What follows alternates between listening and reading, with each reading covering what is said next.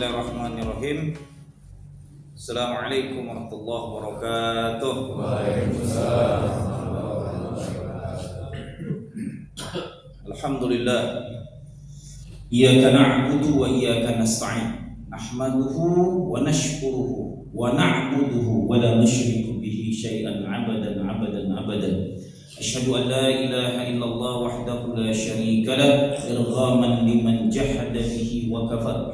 Wa asyhadu anna sayyidana wa maulana Muhammadan 'abduhu wa rasuluh la nabiyya wa la rasula ba'da. Allahumma salli wa sallim wa barik wa karrim wa 'azzim wa habbib ala sayyidina al-karim Muhammadir Rasulillah sallallahu alaihi wasallam.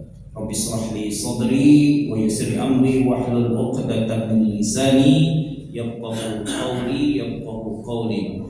Rabbi zidna ilma warzuqna fahman nabiyyin wa hifdzal mursalin wa ilhamal malaikatil muqarrabin. Amma ba'd.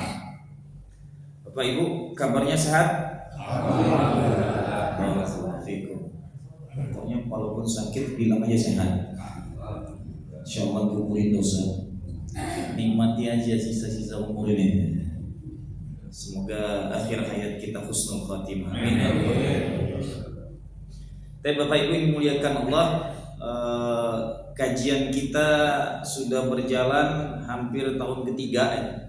Saya cuma mengingatkan, saya tidak pengen mengkaji ini terburu-buru, tapi harus ada persamaan.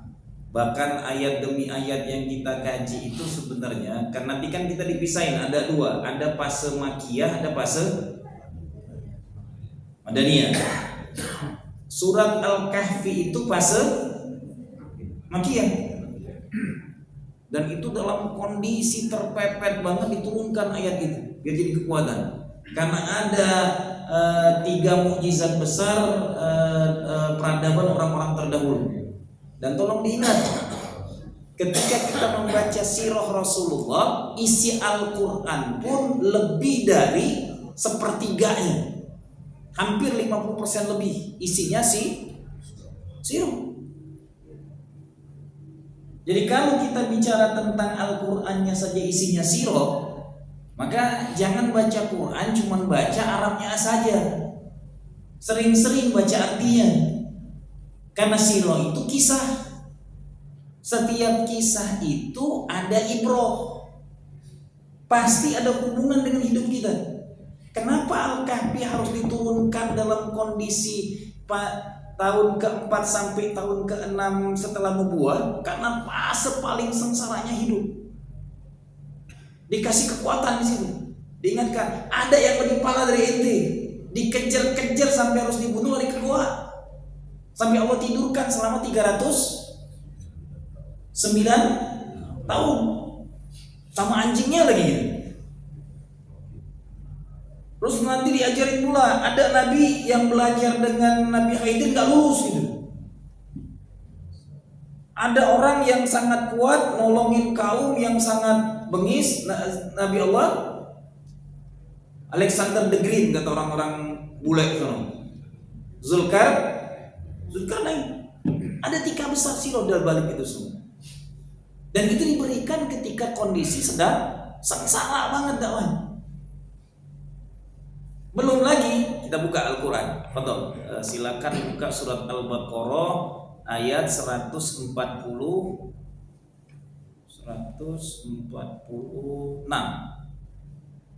Yang punya Qurannya silakan dibuka, yang di HP. Ini nyentil ana dan antum semua. A'udzubillahi as-sami'il 'alim minasyaitonir rajim. Alladzina atainahumul kitab ya'rifunahu kama ya'rifuna abna'ahum wa inna fariqan minhum la yaktumunal haqqa wa hum ya'lamun. Ayat ini ngingetin kita nih. Alladzina atainahumul kitab, orang-orang Yahudi dan Nasrani yang diberikan Allah kitab, ya'rifunahu kama ya'rifuna abna'ahum, mereka sangat mengenal punya kepada baginda mulia Rasulullah sallallahu alaihi wasallam. Kama ya'rifuna abna'ahum, sebagaimana mereka mengenal dengan detil anak cucu mereka. Wa inna fariqam minhum la yaktumuna al-haqqa wa hum ya'lamun. Dan sesungguhnya sekelompok dari mereka pasti menyembunyikannya kebenaran itu, sedangkan mereka mengetahui secara mendalam. Kalau antum buka tafsir Ibnu Katsir mengatakan semua nabi yang dapat kitab, yang dapat suhuf, itu mendapatkan cerita tentang akan datangnya seorang nabi akhir zaman. Diceritakan dari sejak Nabi Allah Adam alaihissalam sampai Nabi Allah Isa alaihissalam. Nabi Allah Isa pun ditegaskan oleh Allah dalam surat As-Saff, Inni Rasulullah ilaikum ya Bani Israel, Inni Rasulullah ilaikum musaddiqan lima baina yadayya minat Taurat wa mubasyiran bir rasul ya'ti min ba'di ismuhu Ahmad. Ditegasin lagi, diingetin. Taurat itu ada cerita tentang Muhammad, Injil ada cerita tentang Muhammad. Dan disingatkan dalam Al-Quran biar nih orang-orang yang mendustakan kalimat ini ditegaskan. Anda cuma mengingatkan, ternyata orang-orang Yahudi Nasrani lebih tahu karakter, watak, sifat Nabi akhir zaman. Jelas?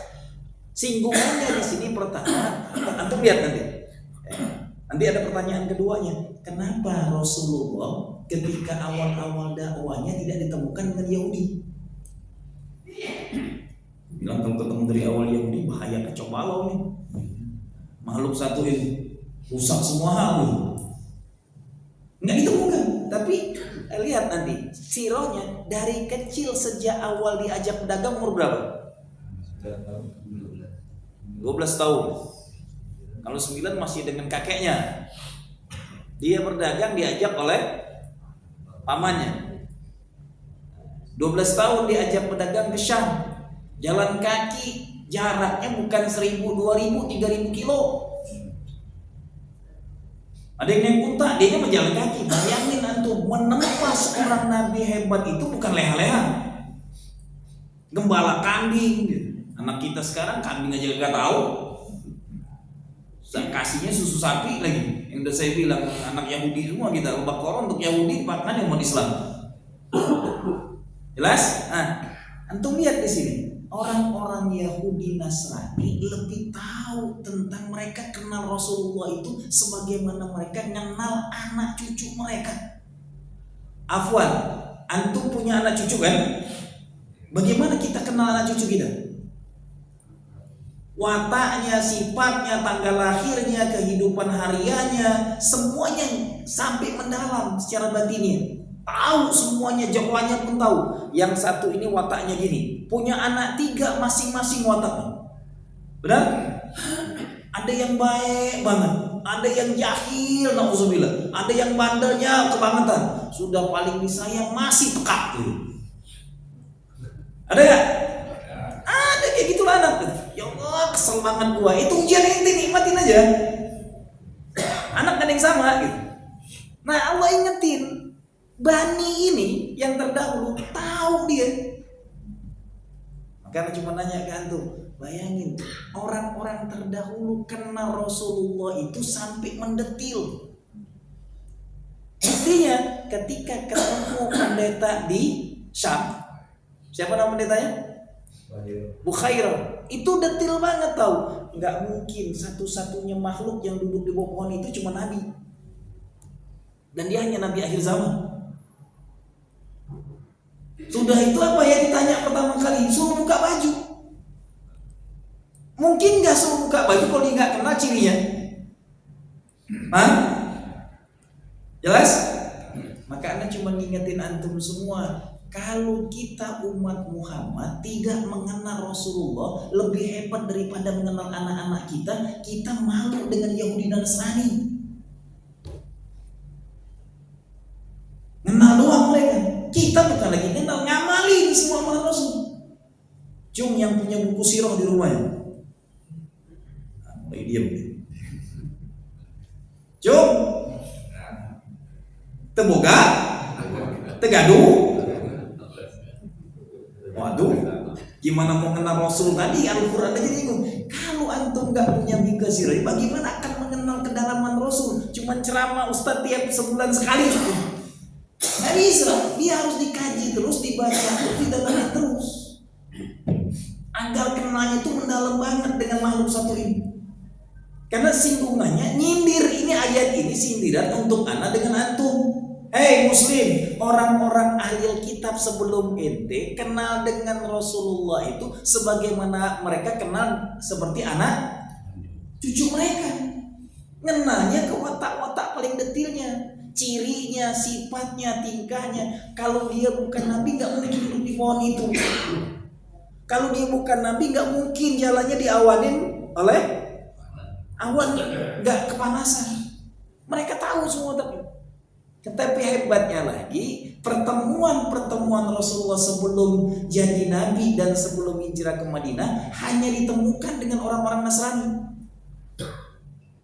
Bahkan paman Rasulullah sendiri seorang Nasrani yang bernama Waraqah bin Nawfal, paman Sayyidatul Khadijah, dan Nasrani itu bahkan nulis kitab Injil yang benar gitu. Kalau kita sekarang nyatakan Injil Barnabas, salah satu murid dari 12 murid paling soleh Barnabas itu. Tahu-tahu ada sekarang 4 kitab Nasrani, Lukas, Matius, nggak tahu masuk tak 12 orang. Hawariyun, 12 orang itu yang tersolehnya. Saya cuma mengingatkan ke antum, nanti sampai fase pacak kelip pun hijrahnya ke Habasa, ketemu Nasrani lagi. Jadi yang, setelah buka ayat ini kemana-mana singgungan. Ana mohon dengan sangat, siapapun yang belum punya buku sirah beli. Sebagai bukti, rumah terbeli, motor terbeli, mobil terbeli, buku sirah berapa ler sih harganya? Kadang-kadang gonta ganti HP bisa gitu. Saya yang hatamin buku sirah ini 20-an kali, nggak pernah puas. Setiap kali mau ngisi dengan antum ini begadang lagi. Sampai tadi anak nggak tidur sama sekali karena menikmati banget cerita itu, luar biasa. Nggak pernah ada keringnya mengkaji cerita makhluk satu ini. Saya punya guru sampai satu buku sirah dia habiskan 100 kali hataman. Dan tolong diingat, yang kita pelajari hari ini, kita ngaji di sini, mengkaji, mendalami sirah makhluk terbaik. Jelas? Bahkan hari terbaik termulia pun zikirnya sholawat Nabi berbanyak. Hadisnya, khairukum, yang terbanyak di antara kamu bersolawat di hari Jumat, itulah makhluk termulia yang akan mendapatkan lindungan Rasulullah di yaumil masa. Yang terbanyak sholawat di hari Jumat, itulah makhluk Rasulullah paling mulia. Imam Abu Hanifah selama hari Jumat paling sedikit 10.000 kali sholawatnya. Halo, kita imam bukan, sahabat bukan, umat akhir zaman harusnya lebih banyak lagi. Paksa hari Jumat itu dari sejak azan maghrib malam Jumat sampai ke sore malam azan maghrib malam Sabtu. Itulah waktu banyakin sholawat sebanyak-banyaknya.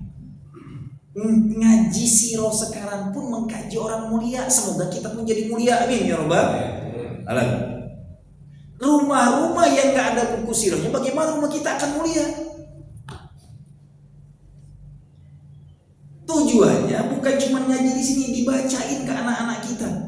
Karena singgungan Rasulullah, orang Bani Israel, orang-orang ahli kitab terdahulu, mereka mengenal Rasulullah itu lebih kenal Rasul daripada anak cucu mereka.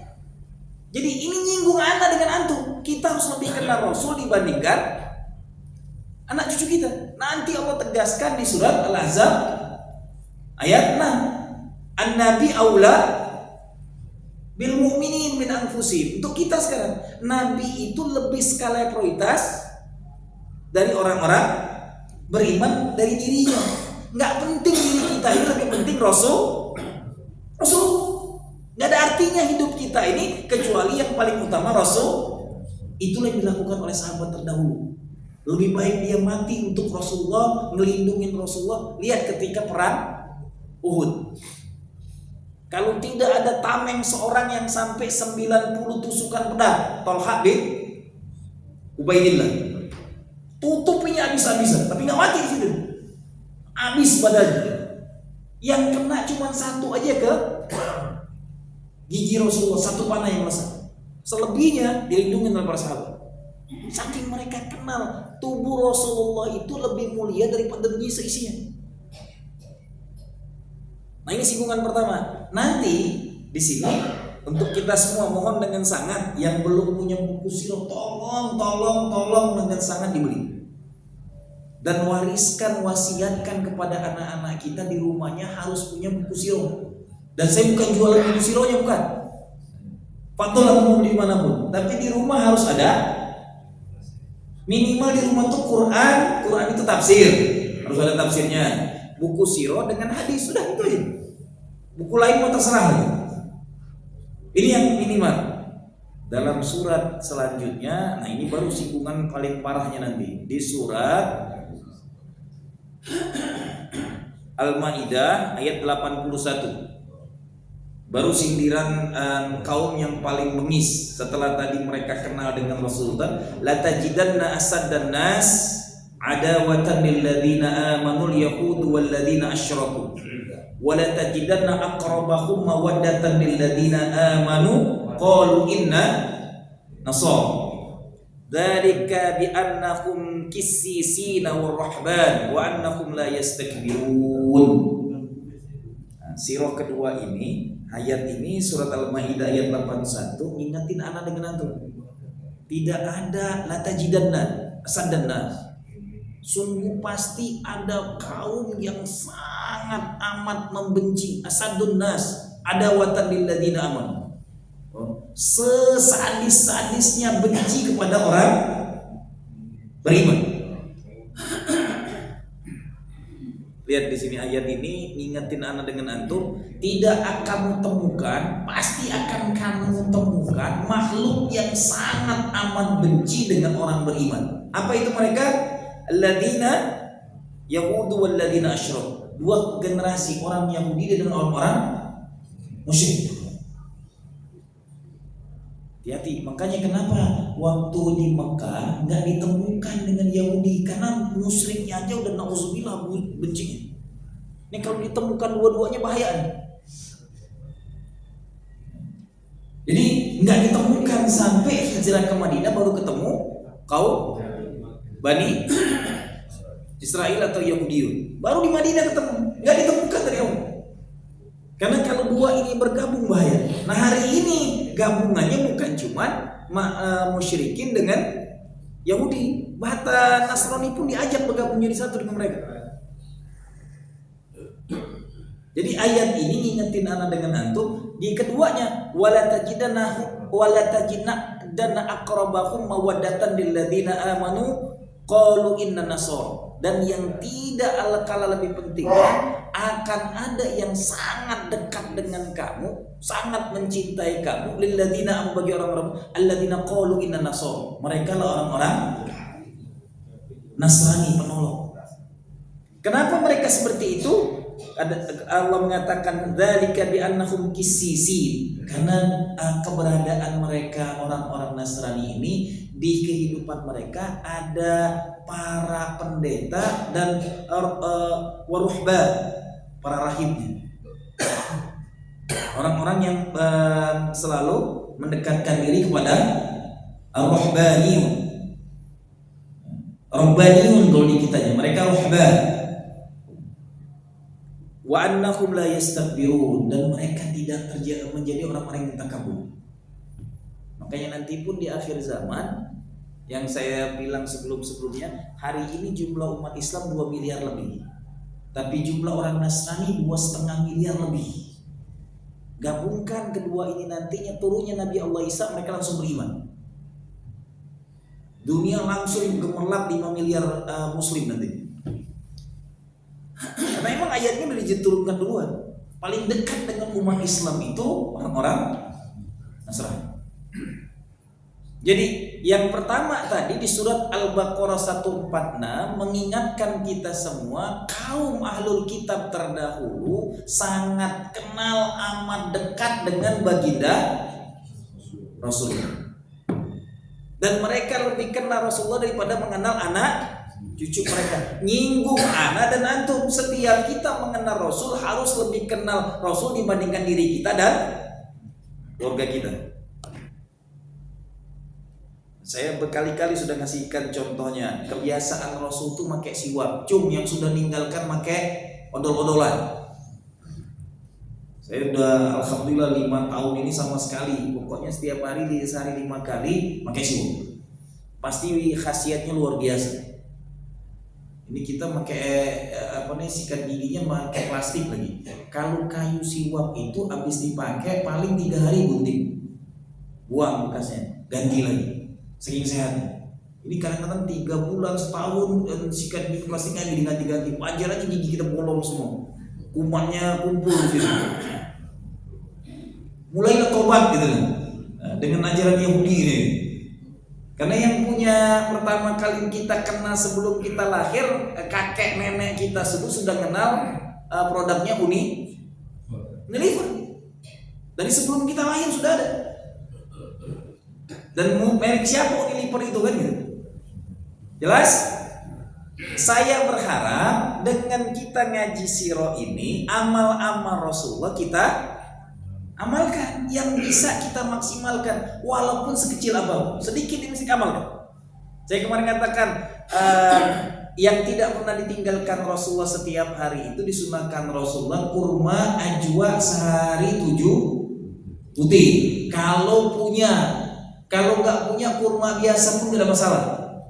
Buka puasa paling bagus kurma rutop yang disunahkan oleh baginda mulia Rasulullah. Hari-harinya buah kesukaan Rasulullah itu buah semangka. Buah kesukaan Rasulullah. Antum kalau hobi makan semangka, insya Allah jarang sakit pinggang. Jadi kalau orang yang banyak kena ginjal, kurang minum, makanya semangka itu paling banyak airnya. Rasulullah itu paling hobi tiap harinya makan semangka. Maka kalau orang yang sering kena ginjal, sering-sering makan semangka, insya Allah nggak gampang sakit pinggang. Semua yang dimakan Rasulullah itu khasiatnya luar biasa. Dari makanan, dari kehidupan kesehariannya kita kaji, kita temukan banyak banget kedahsyatan dari makhluk mulia ini. Jelas? Nah, saya kembali tadi, sirah ini tolong jangan sekali diceramahkan di pengajian udah selesai, diulang-ulang. Dibaca kembali, dikaji kembali, dibuka kembali sampai kita benar-benar teriang-iang jadi amalan kita. Karena sekali lagi isi Al-Quran sirah itu adalah untuk pelajaran terbaik. Nah, kita umat akhir zaman bukan cuma sirah Quran, sirah kehidupan Rasulullah itu tersempurna. Dibentuk oleh Allah. Lihat, dijauhkan tuh dari Bani Israel. Berapa tahun? 53 tahun dijauhkan. Ketemu dengan Bani Israel nanti di Madinah dengan apa? Piagam Madinahnya. Piagam Madinah itu antum perlu tahu, piagam itu piagam yang tidak ada siapapun tinggal di kota Madinah yang dizolimi. Perjanjian piagam itu siapapun beragama apapun mengayomi aturan agama mereka masing-masing. Luar biasanya piagam Madinah itu. Orang Nasrani tinggal di Madinah ngikutin piagam Madinah sesuai dengan aturan agama Nasrani. Orang Yahudi tinggal di Madinah ngikutin aturan sesuai apa yang ada di Taurat dan Zaburnya, Talmudnya. Orang musyrikin yang tinggal di Madinah yang tidak beragama ikutin aturan nenek moyang mereka, diambil oleh Rasulullah semua berkasnya. Dan yang melanggar aturan itu baru diperangi. Dan pelanggar pertama aturan piagam Madinah adalah Bani Israil. Saking luar biasa sistem Islam. Begitu indahnya sistem yang dibangun oleh baginda Rasulullah SAW. Cuman sebelum terjadi semua keindahan di Madinah, pahitnya, pacekliknya, sengsaranya, deritanya, itu na'udzubillah min dzalik. Saya bacanya berulang-ulang, ya Rahman ya Rahim ya Karim gitu.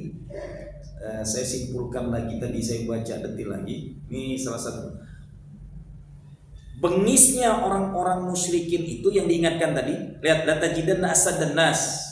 Tidaklah kamu akan mendapatkan orang yang sangat bengis bencinya kepada orang-orang beriman. Itu orang-orang Yahudi dan orang-orang musyrik. Nah, bengisnya orang-orang musyrik itu sangat ulet dan gak ada matinya untuk melakukan segala cara memusuhi, menghilangkan, menghapuskan Islam dan tokoh-tokohnya dari Jazirah Arab ketika itu. Bahkan luar biasanya di sini dikajikan, bahkan dengan rapinya mereka membuat organisasi. Jadi bukan cuman memusuhi aja. Ketua organisasi yang dibuat itu ternyata paman Rasulullah. Di sini saya terkejut ketika membacanya, mengulanginya lagi. Saya sebutkan di sini. Pimpinan organisasi ini adalah dipimpin oleh Abu Lahab, berjumlah 25 orang. Tujuannya adalah bagaimana merusak, tidak boleh berkembangnya Islam itu dan harus membunuh Rasulullah SAW. Jadi tokoh dan dengkot utamanya, lihat mereka buat organisasi untuk bunuh, untuk ngerjain Rasulullah itu. 25 tokoh besar Quraisy membuat organisasi untuk memusuhi Rasulullah, dan tidak ada secuil pun dan membuat strategi yang sangat-sangat rinci dan detil, terkonsep dengan rapi, serta tahu siapapun yang masuk Islam dan bagaimana mereka memperlakukan orang-orang yang masuk Islam disesuaikan dengan status sosialnya masing-masing.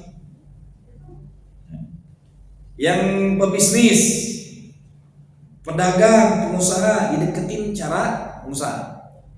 Lo kalau mau dagangan lo aman, perjalanan kabilah kita aman, lo jangan masuk Islam. Kalau lo masuk Islam bisa, nggak lagi dagang dengan kabilah Quraisy.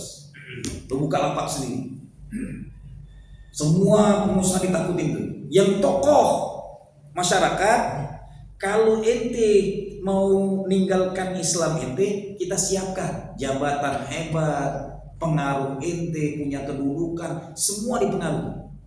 Dan yang paling bengis adalah para hamba saya. Dijemur, dipanggang, diikat, ditusuk kemaluannya sampai keluar tombak itu ke perutnya. Sayyidah pertama dalam Islam yang bernama Sayyidah Sumayyah. Ibunya Ammar bin Yasir. Bapaknya Yasir meninggal. Bapaknya diikat dan dikulitin, disilat-silat. Ya Allah ya Rabbi, bungisnya. Nauzubillah, lebih PKI dari PKI gitu. Para musyrikin ini. Dan ibunya ditombak kemaluannya. Yang melakukan Abu Jahal. Ternyata Abu Jahal dengan Abu Lahab ini dua orang yang berbeda ya. Yang disamakan Abu Lahab paman Rasulullah. Abu Lahab paman Abu Jahal inilah operasional lapangan. Yang yuwas-yuwasnya paling gila gitu. Kedua-duanya mati dalam perang. Sebelum Fathul Makkah sudah dimusnahkan Allah karena bencinya dengan Rasulullah berlebihan.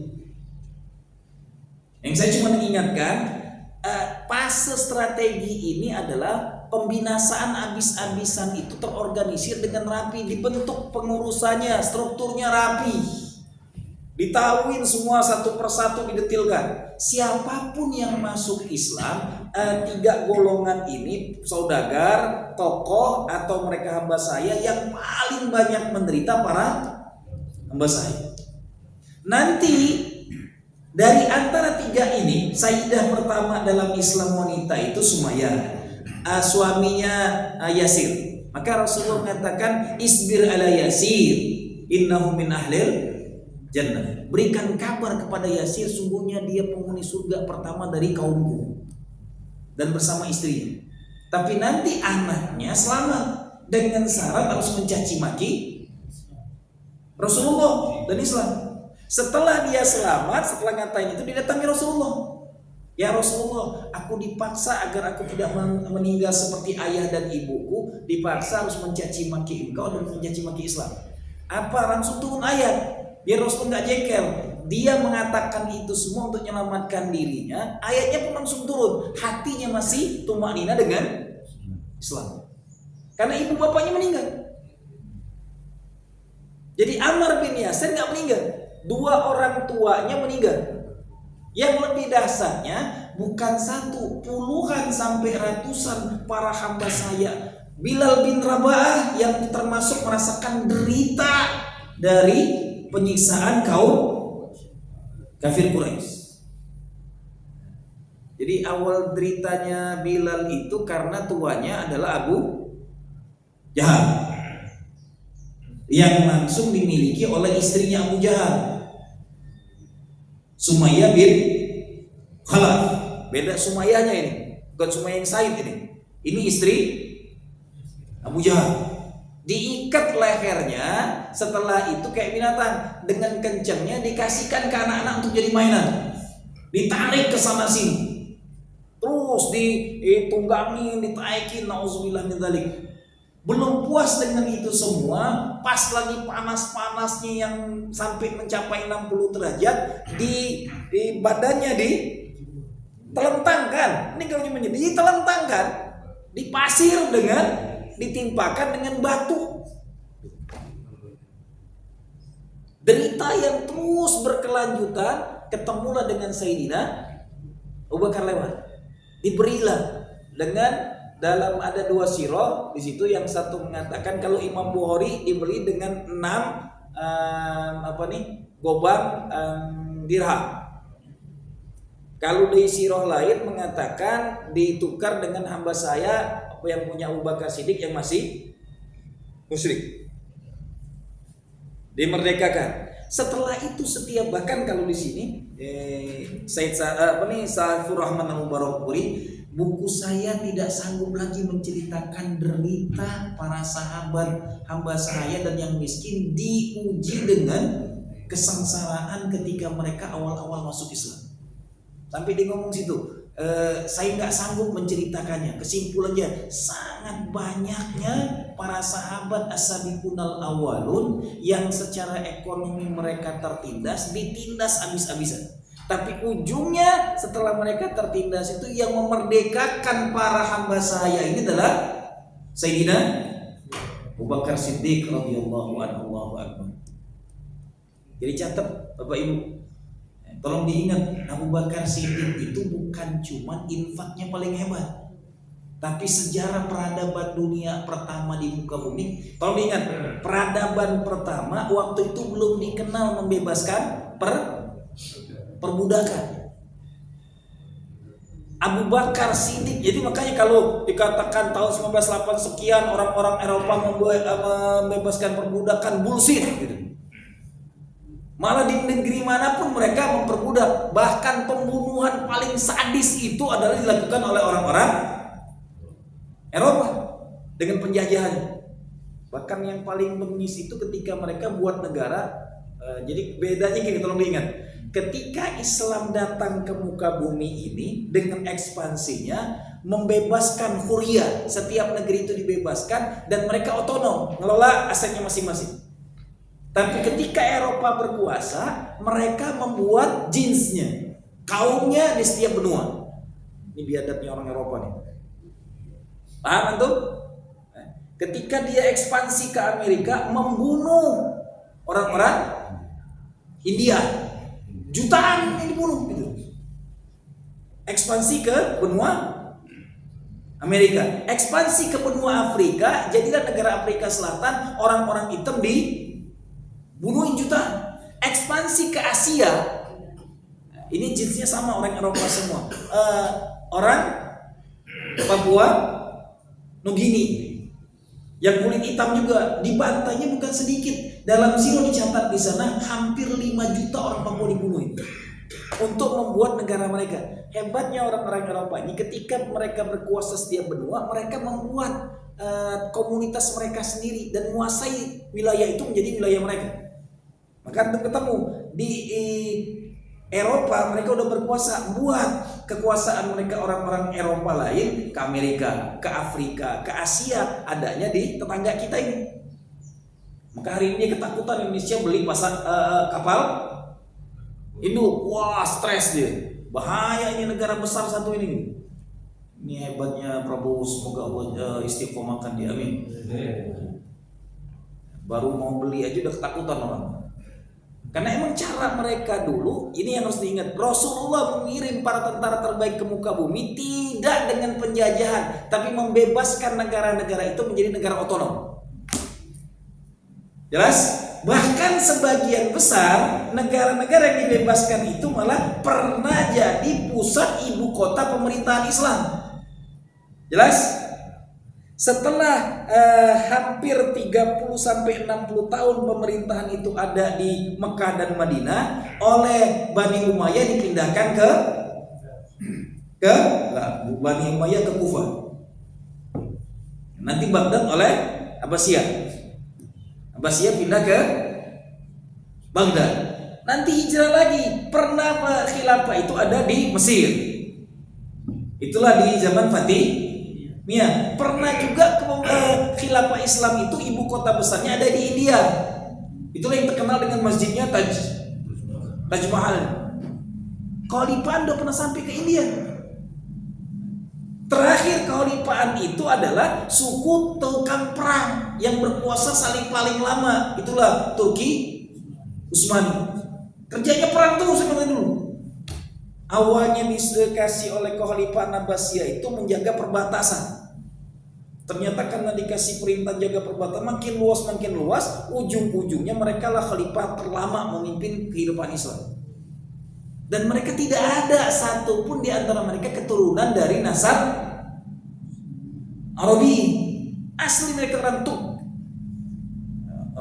Turk ini yang tantan ini, Turkistan, Tajikistan, Turkmenistan, Afghanistan, yang tantan ini jins mereka. Wajahnya putih, mata sipit, hidung mancung. Ini kerjanya, makanya hancurnya Islam Baghdad pun oleh orang Turk juga. Orang Mongol sama jenisnya dengan orang yang berkuasa akhir zaman gitu. Makanya ketika nanti ketemu dengan orang Turki, orang Mongol ini binasa semua. Karena sama-sama penakluk ini. Mudah-mudahan Turki sekarang akan jadi penakluk lagi, atau tinggal nunggu kita nih yang belum pernah memimpin kekhilafaan Asia. Amin ya Rabbal amin. Semoga terjadi. Saya cuma mengingatkan, sirah itu bukan cuma dibaca, bukan cuma dengerin pengajian. Sirah itu dibeli, diamalin. Dan yang kedua, kalau diingat yang ketiganya, sirah itu terkadang sirah itu adalah langsung untuk diri kita yang butuh. Baik itu dalam Al-Quran atau dalam sirah Rasul. Ada hal-hal tertentu pelajaran sirah itu untuk diri kita masing-masing. Tahukah antum kenapa istri Rasulullah itu dalam sirah yang berkembang 11 sampai 14 orang bininya Rasul? Ternyata wanita itu ada 12 sampai 14 sifat dan watak. Oh, sudah punya sirah Sayyidatul Khadijah? Punya? Cung yang punya? Masya Allah. Tapi sesuaikan. Kalau anda tidak punya watak Khadijah, nggak usah beli Sayyidatul Khadijah.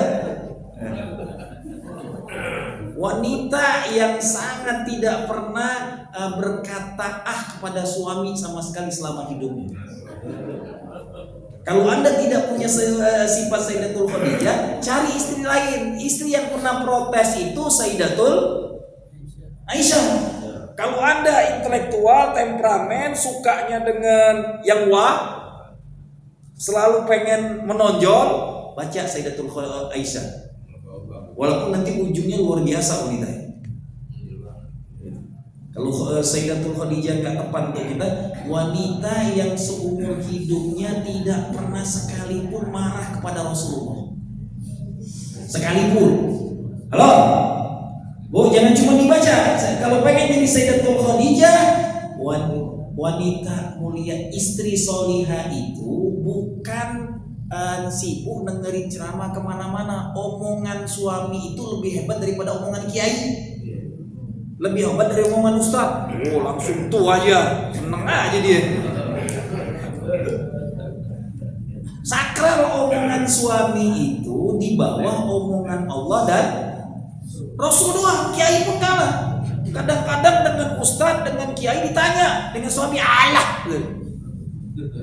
Surga itu bukan karena kiai. Jelas? Ini saya ngomongin para bini dimanapun yang ada gitu. Kadang-kadang salah kaprah. Makanya kalau pengen mengkaji Sayyidatul Khadijah, cemurin, dalamin, masya Allah. Tapi kalau ente pengen ngelihat wanita paling banyak berkorban, rasa hidupnya paling banyak menderita, baca Sayyidatul Saudah. Tidak ada satupun istri Rasulullah kecuali yang mencarikannya, yang menyiapkan pernikahannya sampai malam pertamanya disiapkan oleh Sayyidatul Saudah. Wah, kalau wanita Indonesia sekarang jadi Saudah semua, enak kita bini 4 semua. Beliin di rumah buku Saudah, baca nih. Kalau pengen jadi wanita mulia paling banyak berkorban. Tidak ada satupun, bahkan nanti ketika dia sudah tua dan tidak sanggup lagi melayan Rasulullah, malam-malam indah yang harus dia bersama Rasulullah diberikannya kepada wanita termuda, tercantik, terindah, Humairah, kepada Sayyidatul Aisyah. Ini bini pertama berani nikah, neraka jahanam duluan dia ngomong gitu. Nauzubillah min. Mulai kalau yang udah merempet-merempet bapak-bapaknya ketawa, yang tadinya tidur pun melek deh. Kalau sudah urusan itu, cuman eksekusinya kagak berani gitu. Jelas? Saya kembalikan ke perkara sini. Maka saya cuma menyatakan yang ibu-ibu jangan banyak baca sirah tentang Rasulnya. Yang dibaca oleh ibu-ibu para istri Rasulnya. Kalau bisa pengajian di sini selesaikan kitab sirah istri-istri Rasul. Gak penting gaji, hebatnya tahajud. Gak penting, gak nyebabin ada masuk surga tahajud banyak-banyak wanita. Tapi sekali dipanggil oleh suami, diajak hubungan langsung datang, langsung malam itu meninggal, surga langsung selesai deh. Dongkol terserah, yang penting melayani surga langsung. Kalau mencari wanita tahajud tiap malam banyak, yang baca Quran berjuz-juz banyak, yang taat dengan suami qalil jiddan. Qalil jiddan lagi. Semoga di sini banyak, amin. Ya Rabbal Alamin. Karena terbalik sekarang dunia ini. Pengajian di mana banyak hadir banyak wanita. Wanita itu nggak wajib hadir pengajian. Yang wajib pengajian ini Ashabul Rijal. Yang wajib datang ke pengajian rutin setiap ada pengajian kemandirian itu bukan oleh ibu-ibu yang ibu-ibu kemana-mana jadi ibu-ibu sosmed. Cekrek sana, cekrek ketemu ustadz ini ya berfoto dia. Bini siapa ini? Jelas? Yang harus ikut taklim, ikut ilmu, banyakin ilmunya terus para suami gitu. Jangan, nih tuh pengajian pergi, bini yang disuruh. Ente yang kudu terus sama ilmu. Ini kalau buku ini nggak hatam ente dalam setahun sekali hataman, kebangetan ente dengan Rasul. Karena ini penting banget. Nggak akan punya adab dengan Rasul kalau kita belum pernah menuntaskan sirah Rasul. Karena luar biasa. Saya sampai bayangin Allah ciptakan makhluk ini masya Allah ideal. Dibentuknya sangat unik. Bayangin oleh antum, ketika dia ditindas, dizolimin seperti itu, hanya doa yang dilakukan dan setiap doanya itu mustajab. Bertahun-tahun selama 13 tahun pengen bunuh Rasul gak pernah bisa terjadi. Setiap hari otak-otak kaum kafir Quraisy itu adalah cuman otaknya bunuh Rasulullah. Tapi nggak pernah terjadi. Sampai nanti ujungnya ketika anaknya Fatimah menangis habis-habisan, tenang wahai anakku. Kalau emang Allah berharap aku mati sudah lama dicabut oleh Allah. Yang menjagaku langsung Allah Subhanahu wa ta'ala. Tapi nanti sisi-sisi lainnya, agar sirah itu tidak langsung ngerobanin semua, nggak dibaca, maka dibuat sisi manusianya. Kenapa? Harusnya Rasulullah untuk hijrah ke Madinah tuh nggak usah repot-repot, harus jalan kaki. Lah buktinya ke Sidratul Muntaha aja langsung naik buruk selesai. Jelas? Tapi ngapa ketika hijrahnya dramatis banget? Ada sisi untuk pelajaran hidup kita. Makanya dibuatlah sirah itu mendetil banget. Setiap sirah itu ada bagian yang setiap kita akan ngambil ibrohnya.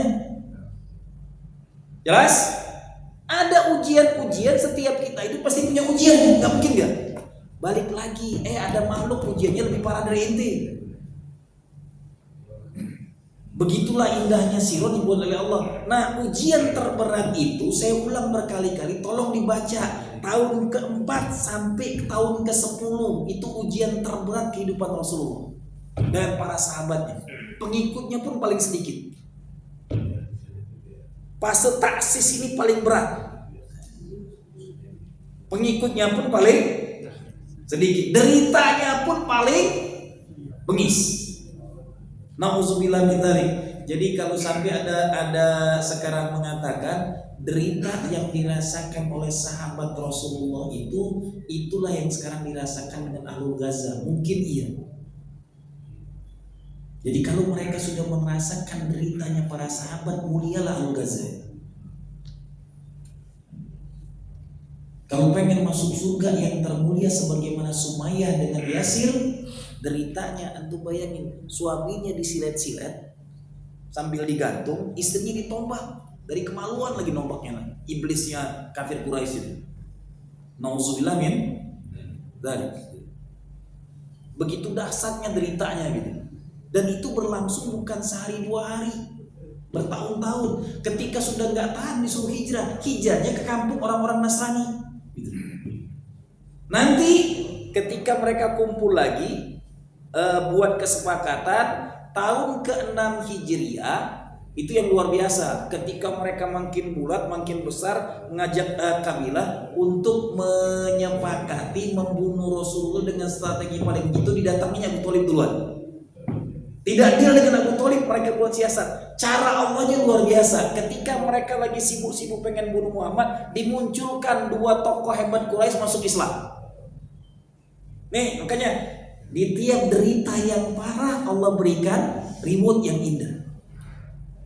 Sirah ini luar biasa ya. Makanya kalau dikaji, Masya Allah, setiap kita mendapatkan ujian paling sengsara, nanti ada kenikmatan paling indah. Agar orang kafirnya nggak fokus pengen bunuh Rasulullah, dimunculkan dua tokoh hebat Quraisy yang dikenal dengan ahli perang dua-duanya, yang nanti ketika dia dalam Islam akan dijadikan oleh Allah di singa padang pasir. Ialah Sayyidah Hamzah radhiyallahu anhu. Syahidnya di Rasulullah tidak pernah menangis melebihi menangisnya syahidnya pamannya Sayyidina Hamzah, sampai kucuran air matanya itu deras banget ketika pamannya meninggal di Uhud. Masuk Islamnya Hamzah bergetar karena Quraisy. Selesai Hamzah masuk Islam 3 bulan, datang yang lebih sadis lagi, manusia paling temperamen. Umar itu bengisnya setiap hamba saya masuk Islam dari nasabnya itu disiksa oleh dia. Kalau orang itu udah sampai nangis parah, makin disiksanya makin jadi. Jadi kalau kau udah sempoyongan, maka aku berharap kau mati.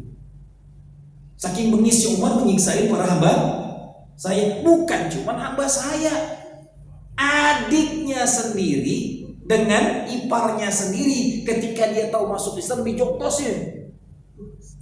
Pecah hidungnya, berdarah gitu. Tapi asbab jotos adik dan iparnya itulah dia dapat Setelah menjotos adiknya tadi, Umar ini dengan menjotos itu, disitulah Allah membalikkan tadi. Tapi sebelum itu terjadi, jangan lupakan bukan asbab adiknya, bukan asbab menjotos iparnya, tapi doa mulia baginda Rasulullah. Allahumma azul Islam bi Umarain, imma Abu Umar, imma Umar bin atau Abu Umar siapa? Abu Jahal. Bukan Abu Lahab, Abu Jahal. Yang didoakan Rasulullah itu, ya Allah muliakan agamamu ini dengan dua orang yang kau pilihkan salah satu di antaranya. Apakah Umar bin Khattab atau Abu Jahal? Yang Allah berikan Umar bin Khattab. Karena ternyata saya baca sirahnya, Umar bin Khattab tidak pernah berniat membunuh Rasulullah. Yang dizoliminya cuma umatnya. Kalau Abu Jahal itu bengis banget, Rasulullah sholat saja ditaburinya kotoran unta. Makanya nggak mungkin dikasih oleh Allah kayak gitu. Antum lihat nanti kenapa nanti Abu Sufyan tahun ke-7 Hijriah masuk Islam, di antara bengisnya tokoh-tokoh kafir Quraisy, Abu Sufyan ini yang paling lembut dari 25 tokoh itu. Tapi semua tokoh yang bengis-bengis matinya sebelum Fathul Makkah. Hati-hati nih yang bengis-bengis dengan Islam ini, matinya sengsara nanti. Jadi ini sirah ini bukan untuk dibaca, ibroh setiap kita akan dapat ujian. Kita baca banyak sirah ini, Allah kenapa enggak membuat sirah ini langsung jadi aja Rasulullah SAW? Enggak, ada yang enggak masuk akalnya adalah sirah Isra wal Mi'rajnya. Kenapa terjadi Isra wal Mi'raj? Nah itu lebih dasar lagi nanti kita kupaskan. Ini udah seenaknya sekarang ini subuhnya lumayan cepat banget gitu. Jadi kita bisa panjang dikit, walaupun udah gelisah. Mulai tambah lagi kalau udah ngeliat makanan di depan itu. Jelas? Ada pertanyaan? Ada. Silakan. Suatu masalah kasih Allah. Siapa yang paling tahu? Nabi Yusuf atau Rasulullah? Kita pertama. Yang kedua, siapa tadi yang cerita apakah Lumayan adalah atau Islam adalah atau Titipan adalah atau Mazhab atau Hadijah adalah yang pertama kali masuk surga atau ada yang lain yang masuk surga. Yang pertama terkait siapa lebih ganteng antara Rasulullah dengan Nabi Allah Yusuf alaihissalam. Separuh kegantengan Nabi Allah Yusuf itulah dibagikan ke muka bumi. Separuhnya. Jadi kalau gantengnya Nabi Allah Yusuf itu 50%, kegantengan Rasulullah itu 100%. Cuman Rasul tidak mendapatkan fitnah dari gantengannya. Sama, makhluk yang kekuasaannya paling hebat itu Nabi Allah Sulaiman. Tapi Nabi Allah Sulaiman tidak diberikan Allah kekuasaan jadi khalifah seluruh alam. Jelas? Hebat Sulaiman di kuncinya. Kuncinya apa? Ya Allah, jangan berikan kekuasaan kerajaan ini kepada siapapun hambamu min ba'di setelah. Rasul nggak memintanya. Rasul tidak bisa bicara sama hewan-hewan, memang. Tapi Allah berikan kekhilafaan Rasulullah seantero alam. Jadi semua nabi yang punya kelebihan nanti disempurnakan dalam pribadi. Kalau Ibnu Hisam, Sirah Ibnu Hisam, Allah tidak akan menciptakan dunia ini kalau tidak karena Muhammad Rasulullah Sallallahu Alaihi Wasallam, karena kekasihnya paling mulia. Tidak ada Muhammad, tidak ada dunia. Itu jawabannya. Jelas? Terkait dengan wanita yang pertama kali akan masuk surga, Sayyidatul Khadijah. Tidak ada yang lebih dulu darinya. Karena satu-satunya wanita di muka bumi yang air matanya netes, air mata makhluk kekasih Allah paling mulia netes di wajahnya. Setelah netes itu kata Allah, maka dia berhak menaungi surga termulia yang tidak ada bandingnya. Hatta hurul ain pun kalah. Allah siapkan istana terbaik surganya Sayyidatul Khadijah, tidak didapatkan oleh istri yang lain. Satu-satunya wanita termulia. Nanti ada wanita yang suci disucikan Allah, kelak mereka masuk surga juga, tapi langsung jadi Rasulullah, Sayyidatul Asiyah. Asiyah itu tidak pernah disentuh oleh Firaun. Ya. Asiyah itu tidak disiapkan untuk istri Firaun. Yang berhubungan dengan Asiyah subbihalau, diserupakan. Ada makhluk diserupakan. Tapi Asiyah disucikan oleh Allah. Karena Asiyah disiapkan untuk jadi ibu ngurusin Nabi, bukan untuk Firaun. Jelas? Siapa yang diurus oleh Asiyah? Membesarkan Nabi Allah Musa alaihissalam. Nah, ada wanita suci kedua yang sangat mulia. Kalau boleh jadi nabi, dia akan Allah nabi, karena satu-satunya wanita yang punya surat dalam Al-Quran. Gak ada wanita lain. Satu-satunya wanita yang punya surat, tapi gak Allah angkat nabi, Sayyidatul Maryam. Maka kalau ente gadis, anak gadis atau wanita janda, kaji Maryam ibadah. Kalau sudah nikah gak usah kaji Maryam. Gak penting sholat tahajud panjang-panjang, taat dengan suami aja masuk surga. Gak penting baca Quran 30 juz setiap bulan, tapi dengan suami ribut mulu, neraka juga masih. Ketaatan dengan suami bagi seorang wanita itu absolut, gak bisa dibantah pun. Ketika suami ngajak kepada, kecuali kalau suami ngajak maksiat. Maka saya katakan tadi, suami itu lebih sakti daripada kiai, wali. Kalahnya suami itu cuma dengan para nabi dan rasul dan Allah. Selesai kan? Jelas? Ya, jawabannya itu. Jadi makanya kalau jangan sampai ibu-ibu sudah nikah mengkaji amal hebat Sayyidatul Maryam, kacau, nggak lagi dia ngurusin suami, ibadah aja dia. Aku pengen jadi Maryam, aku pengen punya mihrab. Ya, anak-anak gadis inti suruh di situ. Siapkan mihrabnya anak wanita. Ceramahkan dia. Maka saya sering kalau lagi bawa jamaah umroh, anak-anak yang saya kumpulkan, yang janda atau yang gadisnya, adakan saya mengkajikan, mengkupaskan khusus tentang Sayyidatul Maryam. Tapi yang sudah nikah jangan dengar, gue bilang. Bahaya denger ini, gue bilang. Gak mau ngelainin suami, sibuk ibadah aja deh. Itu bedanya. Nah, makhluk paling pelayan setia suami yang tidak ada duanya, Sayyidatul Khadijah binti Khuwailid. Gak ada tandingannya di muka bumi. Bayangin, seumur hidupnya nikah dengan Rasulullah, dia hidup bersama Rasulullah 25 tahun. Belum ada satu kata pun yang nyakitin hati. Halo, Bu. 25 tahun, Allahu Akbar. Ini makhluk gak ada iblisnya, bener hidupnya gitu. Saking luar biasanya. Jelas? Itu yang antum tanya. Ada lagi? Tadi siapa lagi? Fadal. Assalamualaikum. Waalaikumsalam.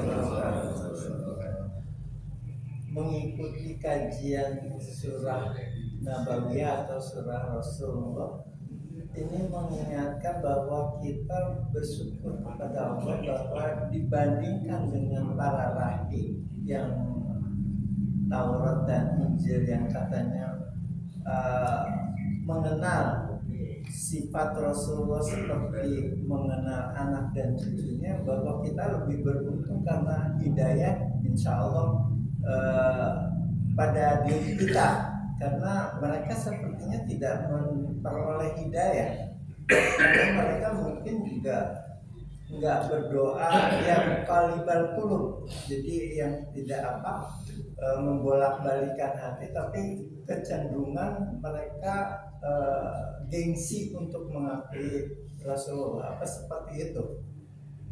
Sebulan kemarin saya sampaikan, rusaknya Nasrani itu dirusak oleh Yahudi. Jelas? Ya. Kenapa dirusak oleh Yahudi? Nanti Injil itu dirubah-rubah. Ada perjanjian baru dengan perjanjian lama. Isi perjanjian baru, perjanjian lama tidak sesuai dengan Injil dan Taurat dan Zabur. Harusnya kitab yang dipegang oleh orang-orang Nasrani itu 3 kitab. Lihat tadi Nabi Allah Isa, ya Bani Israil inni Rasulullah ilaikum musaddiqan lima baina yadayya minat Taurat. Ya kan gitu. Wa mubasysyiran bi rasul ya'ti min ba'di ismuhu Ahmad. Jadi orang Nasrani itu adalah penyempurna dari Bani Israel. Nah, bejatnya Bani Israel ini, mereka itu tidak boleh beragama Yahudi lagi. Setelah datangnya Isa, mereka harus beragama Nasrani semua. Karena peringatan Allah dalam Al-Quran, ya Bani Israel ini Rasulullah ilaikum. Kan Nabi Allah Isa itu Bani Israel dan keturunan mulia, bukan keturunan zina. Nanti kan kalau antum lihat di kitab mereka, ternyata kakek moyangnya Nabi Maryam ini adalah tukang jajan pelacur kalau di kitab mereka. Sedangkan dalam Al-Quran, innallaha astafa Adam wa Nuhan wa Ibrahim wa ala Imran alal alamin. Sesungguhnya Allah memilihkan Adam, Nuh, Ibrahim dan Imran, diberikan Allah kelebihan di muka bumi ini pada zamannya masing-masing. Nanti kenapa ada Adam, ada Nuh? Karena keturunan Nuh inilah yang akan menjadi makhluk yang menyebar ke seluruh dunia. Allah ingatkan, nanti ada keturunan Nabi Ibrahim. Inilah bapak, kalau ini Rasul biasa, Rasul paling banyak diuji dimulai dari Nabi Allah Ibrahim, gitu. Jelas? Inilah Abul Anbiya dikatakan. Baru nanti kenapa Imran tidak jadi nabi tapi dimuliakan oleh Allah? Karena punya keturunan mulia. Anaknya mulia, wanita yang disucikan, keturunannya pun sampai hari ini Allah angkat ke muka bumi. Nggak mati. Jadi, dipilihkan khusus Imran itu disebut dalam Al-Quran. Innallah astofa, ini makhluk istimewa kalau dipilih. Satu-satunya keturunan yang gak mati sampai akhir zaman, dan dia mati terakhir di antara manusia, Nabi Allah.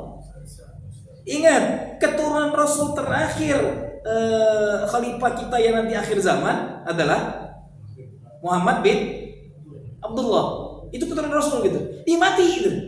Tapi Nabi Allah Isa tidak dimatikan Allah. Keturunan siapa? Imran. Doa istrinya. Makanya hati-hati dengan doa. Antum harus paham, ada doa yang antum minta hari ini ternyata nanti diberikan ke cucu kita. Baca sirah. Yang dipinta oleh istri Imran itu adalah, ya Allah, tidak sama anak laki-laki dengan anak. Pas habis melahirkan tuh sakit hati dia, karena kebanggaan dengan anak laki-lakinya. Allah nggak kasih anak laki-laki untuk dia, tapi nanti cucunya dikasihkan. Cucu paling hebat. Doa istri yang soleh tadi mintanya adalah agar anaknya jadi nabi. Nggak dikasih anak, dikasih cucu yang paling luar biasa.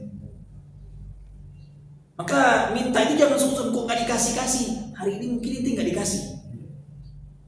Ya Allah, berikan aku kekayaan. Ternyata cucu ente yang kaya raya ente. Ya Allah, aku pengen punya rumah di Mekah. Tahu buyut ente nanti punya rumah di sana. Minta aja dulu gitu. Jangan pelit mintanya. Yang gua minta aja nggak dikasih-kasih, tambah lagi minta yang aneh-aneh. Isi Al-Quran tuh banyak nggak masuk akal. Nah, terkait dengan kata antum tadi, kita harus bersyukur. Jelas, satu-satunya umat paling termulia umat baginda Rasulullah SAW. Makanya antum lihat, kalau dia Nasrani setelah masuk Islam itu luar biasa bela agama Islam. Luar biasa. Jarang terjadi orang Yahudi masuk Islam. Karena mereka adalah kebanyakan di doktrin hari ini bangga dengan agama nenek moyangnya sampai detik ini. Beda dengan Nasrani. Orang Nasrani, lihat kita menyaksikan mu'alaf, doktor lama menjadi misionaris di Papua, meninggalnya pun mulia banget. Ustadz yang sedang khutbah Jumat, Yahya Waloni, itu mu'alaf, doktor itu. Allahumma gfirlahu, semoga syahid. Tolong bukan lagi doakan. Ya, ibu-ibu, doa ibu-ibu tiap hari, ya Allah minta aku meninggal lebih dulu dari suamiku. Itu dia minta. Dan ketika aku dikuburkan suamiku ridho, selesai bila hisab bila azab langsung masuk surga. Itu aja doa wanita, kuncinya itu aja. Pegang omongan saya ini, wanita solihah minta dapat jodoh, dan kalau bisa meninggalnya dulu dari suami. Jangan, ya Allah jangan sampai aku mati dalam biru suami, rugi ente. Berapa banyak janda yang suaminya mati duluan. Satu-satunya wanita yang Rasul masih hidup dia meninggal, saya tolong langsung masuk surga dengan ridho suami. Ini rahasianya. Laki-laki terbalik, minta meninggal itu, saya selalu ulang, ada minta tempat, 2 tempat mulia minta meninggal di Makkah atau di Madinah. Dipinta terus, ini diulang-ulang. Jangan minta dunia terus, diulang-ulang minta mati itu. Kalau saya selalu, ya Allah sebelum ke Makkah itu cabut nyawa aku di Madinah. Sampai hari ini belum cabut-cabut juga nih. Saya minta meninggal di Madinah, dikuburkan di Baqi. Yang dikuburkan di Baqi dibebaskan dari azab kubur. Itu mulianya. Kalau tidak bisa dapat meninggal di 2 tempat mulia, minta di hari mulia. Hari Ustadz Yahya Waloni mendapatkan kemuliaan, sudah meninggal di hari mulia, di jantung mulianya pula, sedang jadi khotibnya pula di hari mulia itu. Yang isi khotbahnya pun mengingatkan tentang Allahu Akbar. Nikmat banget itu. Jadi jangan sampai seumur hidup kita nggak pernah berdoa nih. Ya, bapak-bapak yang laki-laki, kalau ibu-ibu selesai tadi. Cukup minta, ya Allah, tiap selagi baca Quran, tiap tahajud atau disakit, ya Allah cabut nyawaku lebih dari suami itu, dia ridho aku meninggal. Tanpa azab, tanpa hisab, langsung masuk surga, dia ngedekam. Kenikmatan wanita yang dapat ridho suami ketika meninggal, dan suami yang nguburinya lagi. Untuk kalau aku meninggal duluan, suami tolong kuburkan aku ya. Kalau nggak kuancam, kuantuin misalnya. Walaupun syirik ngomongin itu. Nauzubillah min dzalik. Ini, nah sedangkan laki-laki minta doanya tolong diulang-ulang meninggal di Mekah atau minta dikuburkan di Baqi atau di Ma'lah. Kuburan mulia tempat Sayyidatul Khadijah. Itu dijaga oleh Allah dengan malaikat. Kalau tidak dapat 2 ini, minta di hari mulia. Pertama hari Jumat, kedua di bulan mulia. Di bulan Ramadan. Nggak dapat juga di bulan Ramadan, minta di bulan haram. Ada 5 pintaan bagi seorang laki-laki. Halo, jangan nggak pernah minta nih laki-laki nih, siro aja nggak punya gitu. Ini bahaya nih. Ini harus tahu nih, ilmu kematian itu bukan zikrul maut. Minta kematian di 5 ini. Minta di 2 tempat, Mekah dan minta di hari termulia minta di bulan termulia bulan Ramadan, atau kalau tidak dapatkan bulan termulia di bulan haram. Bulan haram ada 4. Safar, bulan Rajab, Zulqa'dah, Zulhijjah, Muharram. Itu aja. 5 ini tolong didoakan dalam hidup kita. Diulang-ulang terus. Karena belum tentu semua akan bisa mendapatkan ini kalau nggak diulang-ulang. Jelas? Sudah pernah belum minta yang sebelum ini? Mana mau dapat ini? Mulai hari ini terus diulang-ulang. Makanya, mohon maaf, kenapa kalau saya sholat sujudnya lama, saya pasti minta itu setiap sujud. Kalaupun nggak bisa meninggal di hari termulia, paling tidak meninggal dalam keadaan sholat. Oke, nggak di hari Jumat, nggak di bulan mulia, nggak di tanah suci, meninggal dalam keadaan sholat atau meninggal dalam keadaan baca Quran. Masya Allah. Makanya hati-hati, jangan sampai doanya dunia mulai dipinta. Minta kematian itu disiapkan 20-30 tahun sebelum mati. Jangan di ujung bau tanah baru minta gitu. Bukan nyinggung nih, yang bau tanah bukan nyinggungnya, bukan. Cuma ingetin kita ada kecerdasan dalam, jangan sampai kalau saya ceramah tentang zikrul maut di sana. Jadi ada ceramah tentang ibu-ibu kematian. Saya bilang ini mati yang paling benar nih. Suaminya ketika itu nangis-nangis, Ustaz saya ridho banget dengan meninggal istri saya, disebutkannya semua kesolehannya. Saya bilang setelah dia ngasih sambutan, habis itu saya ceramah. Mulai hari ini Bapak jangan pernah lagi nyebutin kejelekan dia sekecil apapun. Bapak udah ridho dengan dia. Setelah dengan ridhonya ini dia sudah ada di taman surga. Dosanya udah gak ada lagi. Wanita yang dapat ridho suami sebejat apapun dia langsung masuk, selesai. Asal suaminya dia, walaupun dia pernah berzina, iya, karena dia udah tobat, minta ampun kepada suami. Makanya ridho suami itu lebih sakral daripada ridho orang tua bagi seorang istri. Oh, dengar tuh. Lu sampein ke istri lu sendiri, jangan nyuruh gua.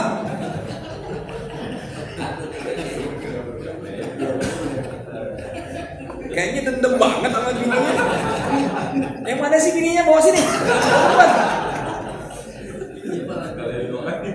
Iya, ada apa kita rukyat dulu nih suami istri. Setiap saya kesini ngomong itu langsung cebak-bak deh. Kayak dendam amat kita sama bini. Ya, begitulah ujian ente gitu. Nikmati aja ujiannya. Kalau ente lagi kesel sama bini, ya Allah tambah lagi bini gua, gitu aja mintanya. Pasti mustajab tuh doa. Tuh kan kalau ngomong itu nyambung langsung sampai jam 9 pagi pun mau dia. Assalamualaikum warahmatullahi wabarakatuh. Subhanallahumma bihamdika.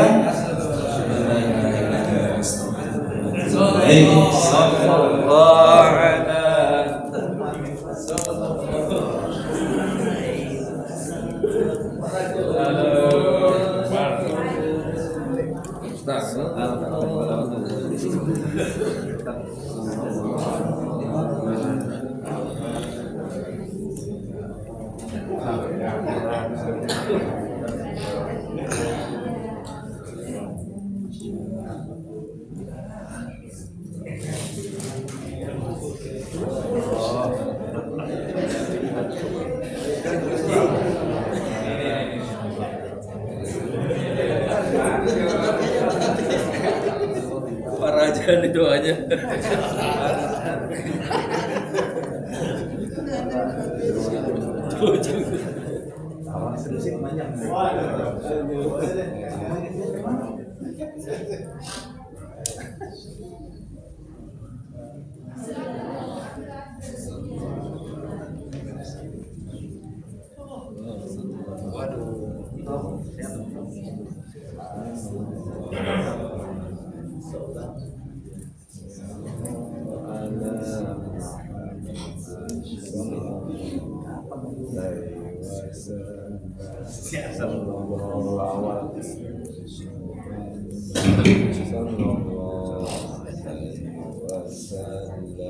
Sallallahu